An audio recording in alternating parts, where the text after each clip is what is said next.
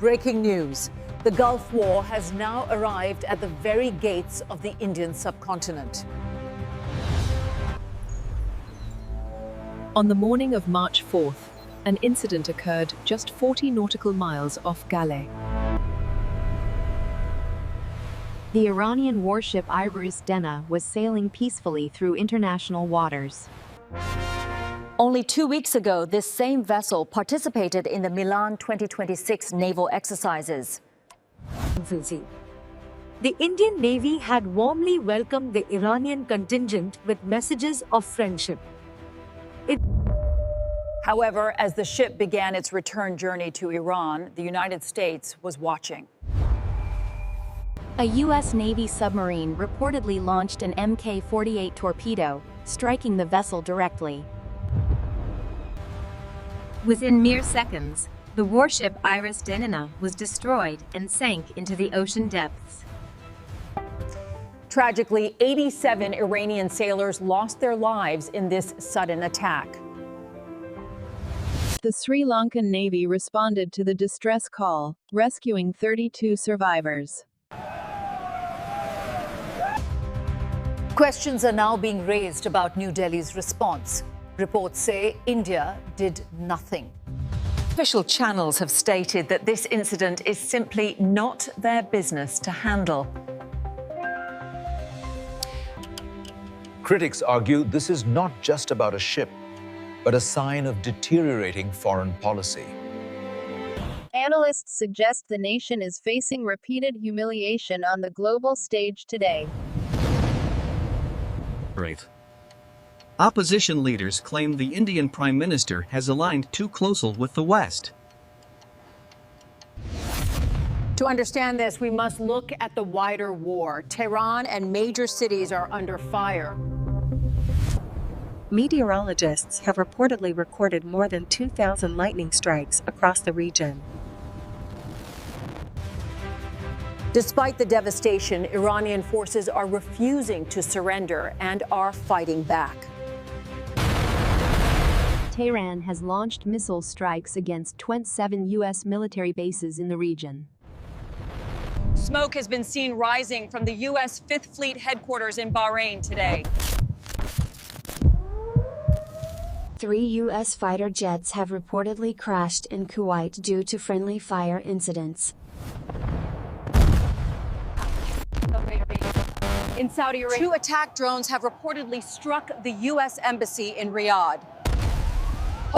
At least 6 American service members have been confirmed killed in these attacks.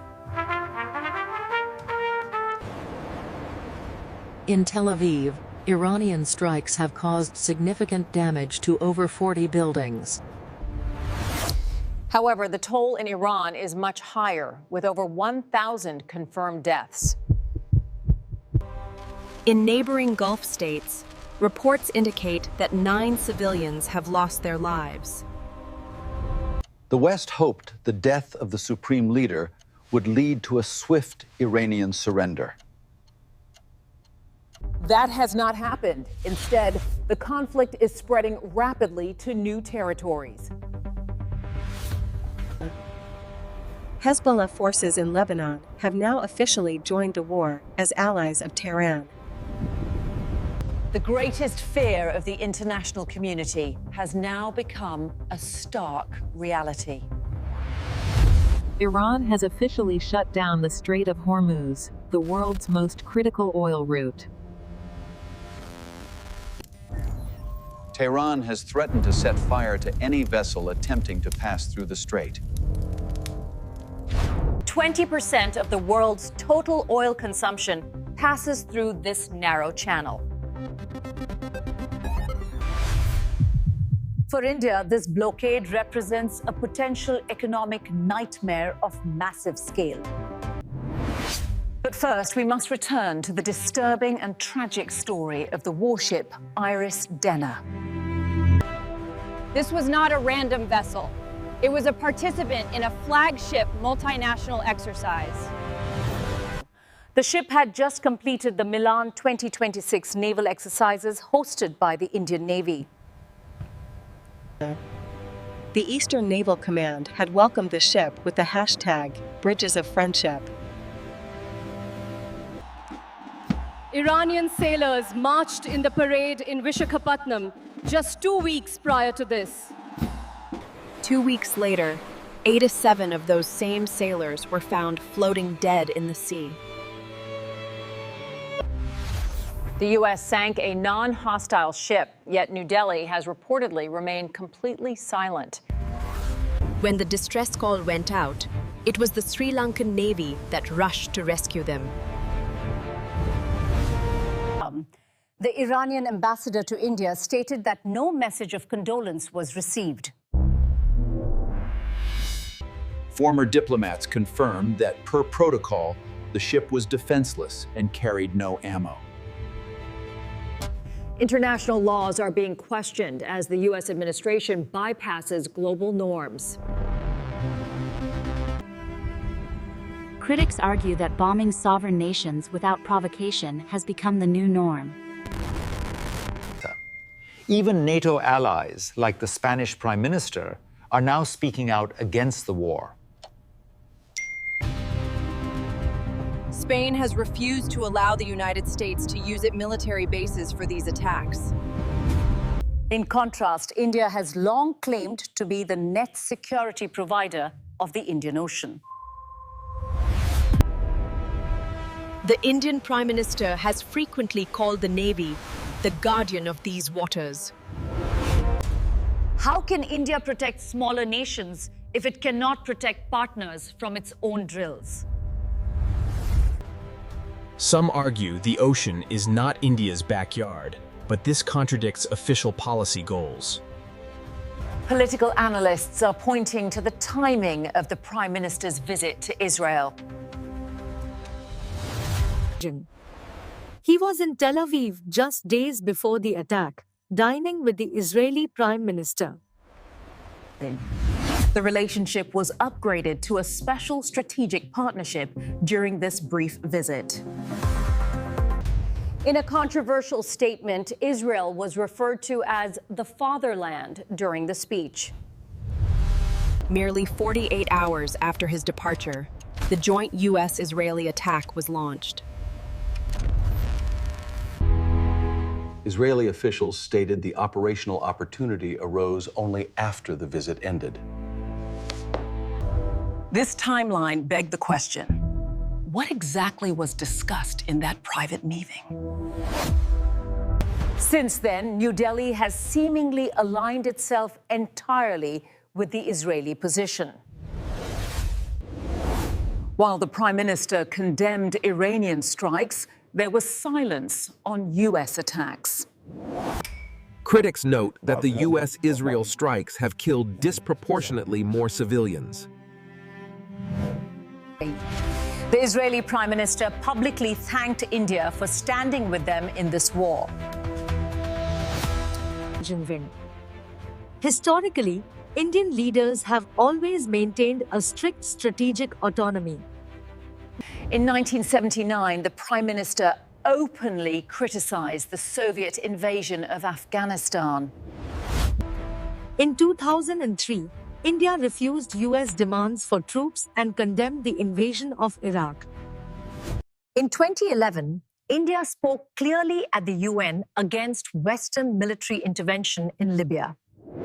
Analysts argue that this long-held moral stance has now been completely abandoned. U.S. media outlets are discussing how New Delhi has effectively surrendered to the West. The U.S. president has previously called the Indian economy dead and insulted its people. The U.S. Deputy Secretary stated they will never let India become a true competitor. Opposition leaders question if corporate interests are influencing foreign policy. Allegations suggest that pending corruption charges in the U.S. are being used as leverage. Beyond politics, the economic impact on the average citizen is becoming extremely severe. Under U.S. pressure, the administration has reportedly stopped buying Russian oil. With the Strait of Hormuz now closed, Middle Eastern oil imports are also halted. India currently imports 55% of its oil from this now blocked region. There is confusion regarding the actual state of the nation's strategic oil reserves. Ministers claimed 74 days of reserve, but new reports suggest only 25. Shockingly, the U.S. has granted a temporary 30-day permission to buy Russian oil. The U.S. Treasury Secretary has stated that this is merely a temporary, short-term measure. They anticipate New Delhi will switch to buying American oil once this window closes. The opposition leader asked in Parliament why a third country decides our imports. Citizens are already feeling the pinch as LPG cylinder prices rise by 60 rupees. Meanwhile, hopes for a civil revolution in Iran have not materialized as predicted. The current regime remains in full control and is moving to elect a new supreme leader.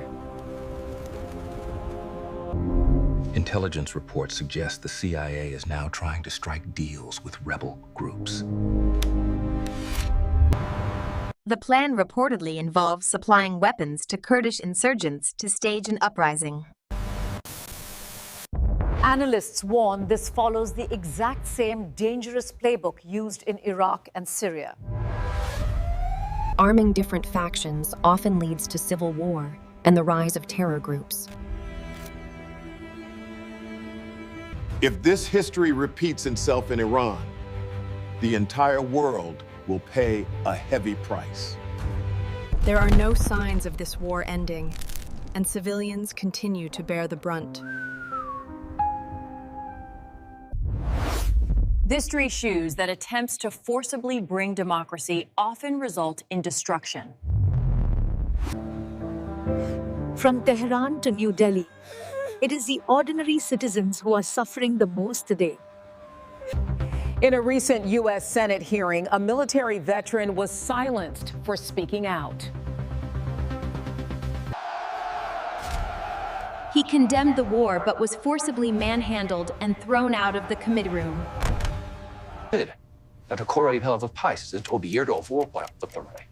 The audio features a voice speaking in a serious academic tone. Looking back at the timeline helps us understand the gravity of the current crisis. Please stay tuned to Global Frontline Reports as we continue to track this story. We will continue to monitor the shifting tides of power in the Indian Ocean region.